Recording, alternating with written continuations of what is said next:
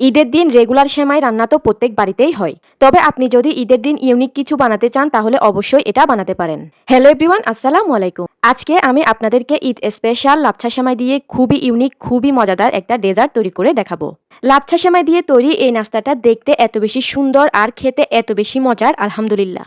ঈদের দিন আপনার প্রিয় মানুষরা এই নাস্তাটা খেয়ে একেবারে খুশি হয়ে যাবে। এটা খেতে সত্যি এতটাই মজার, একবার না বানালে বিশ্বাসই হবে না।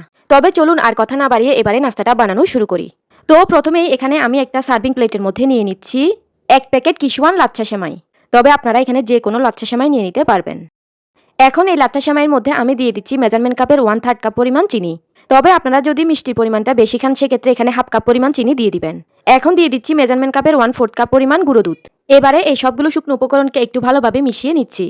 তো সবকিছু ভালোভাবে মিশিয়ে নেওয়া হয়ে গেলে এবারে এখানে আমি দিয়ে দিব 2টি ডিম। ডিমটা কিন্তু সেমাইয়ের পরিমাণ অনুযায়ী কম বেশি লাগতে পারে। আমার এখানে যেহেতু 1 প্যাকেট সেমাই, তাই আজকে আমার 2টো ডিম পুরোপুরি লাগবে। এবার আমি ডিমটাকে সেমাইয়ের সঙ্গে খুব ভালো করে সময় নিয়ে ভালোভাবে মেখে নিব। তো আমি ডিমটাকে কিন্তু সেমাইয়ের সঙ্গে খুব ভালো করে এই পর্যায়ে মেখে নিয়েছি। ডিমটা মেখে নেওয়ার পর সেমাইটা এরকম আটার ডোয়ের মতো হয়ে যাবে। এবারে নাস্তাগুলোকে শেপ দেওয়ার জন্য এখানে আমি নিয়েছি এরকম একটা কুকি কাটার। তবে আপনারা চাইলে বয়মের ঢাকনা কিংবা যে কোনো কিছু সাহায্যে এগুলোকে এ পর্যায়ে শেপ দিয়ে নিতে পারবেন। এখন আমি মেখে নেওয়া সেমাইয়ের ডো থেকে কিছুটা পরিমাণ ডো এই কুকি কাটারের মধ্যে দিয়ে দিলাম। এবারে হাতের সাহায্যে একটু চেপে দিলেই কিন্তু নাস্তার শেপটা হয়ে যাবে। দেখতেই পাচ্ছেন নাস্তাটা কিন্তু কুকি কাটার থেকে কত ইজিলি বের হয়ে গিয়েছে। এখন কিন্তু আমার একটি নাস্তা তৈরি হয়ে গিয়েছে, একইভাবে আমি আরও একটিও আপনাদেরকে তৈরি করে দেখিয়ে দিচ্ছি।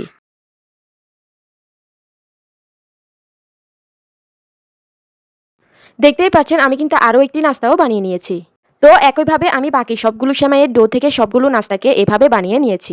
এখন চুলায় একটা ফ্রাই প্যান বসিয়ে দিয়ে এই প্যানের মধ্যে আমি পরিমাণ মতো সয়াবিন তেল দিয়ে দিলাম। এবারে এই তেলটা গরম হয়ে গেলে আমি একটি একটি করে বানিয়ে রাখা নাস্তাকে এই তেলের মধ্যে দিয়ে দিব। তেলটা কিন্তু হালকা কুসুম গরম অবস্থায় নাস্তাগুলোকে তেলের মধ্যে দিয়ে দিবেন। তেল বেশি গরম করে নিলে কিন্তু নাস্তাগুলো পুড়ে যাবে। এখন নাস্তাগুলোর একটা পাশ একটু ভাজা হয়ে গেলে আমি নাস্তাগুলোকে এই পর্যায়ে উল্টিয়ে দিব। এখন নাস্তাগুলোকে উল্টিয়ে পাল্টিয়ে নাস্তাগুলোকে লালচে কালার করে ভেজে নিব। তো দেখতেই পাচ্ছেন এই পর্যায়ে কিন্তু আমার নাস্তাগুলোর দুনো পাশ লালচে কালার করে ভেজে নেওয়া হয়ে গিয়েছে। এবার আমি নাস্তাগুলোকে ভালোভাবে তেল ছেঁকে নিয়ে প্যান থেকে উঠিয়ে নিব। ভিউয়ার্স, আমার রেসিপিটা যদি আপনাদের কাছে ভালো লেগে থাকে তাহলে কিন্তু ভিডিওটাতে অবশ্যই একটা লাইক দিয়ে দিবেন। ভিডিওটি অবশ্যই আপনাদের ফ্রেন্ডস এন্ড ফ্যামিলির মাঝে বেশি বেশি শেয়ার করে দিবেন। তো একইভাবে আমি বাকি সবগুলো নাস্তাকে তেল থেকে তুলে নিচ্ছি। আপনারা চাইলে এই নাস্তাগুলোকে এই অবস্থায় সার্ভ করে নিতে পারবেন।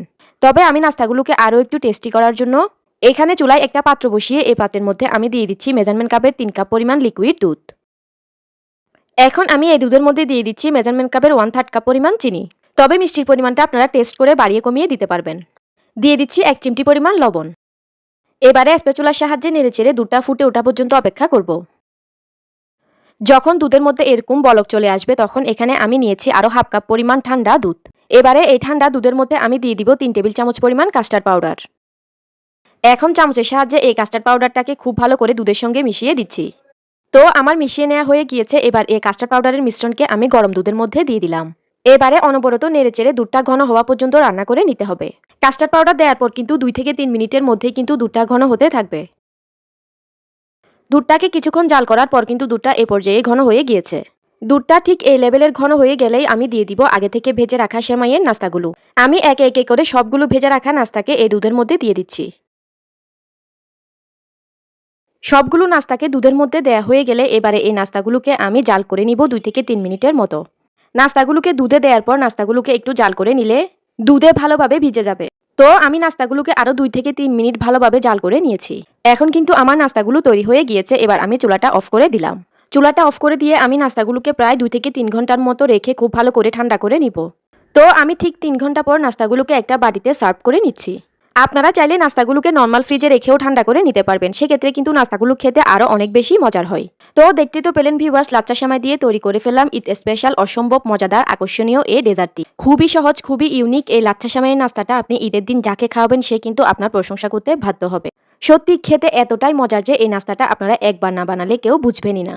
সামনের ঈদের জন্য একেবারে পারফেক্ট একটা ডেজার্টের রেসিপি হলো এটি। তো ভিউয়ার্স, বরাবরের মতোই আমি আশা করছি আমার আজকের এই লাচ্ছা সেমাই দিয়ে তৈরি অসম্ভব মজার এই ডেজার্টের রেসিপিটা আপনাদের সবার কাছে বেশ ভালো লেগেছে। ভালো লেগে থাকলে কিন্তু ভিডিওতে অবশ্যই একটা লাইক দিয়ে দিবেন।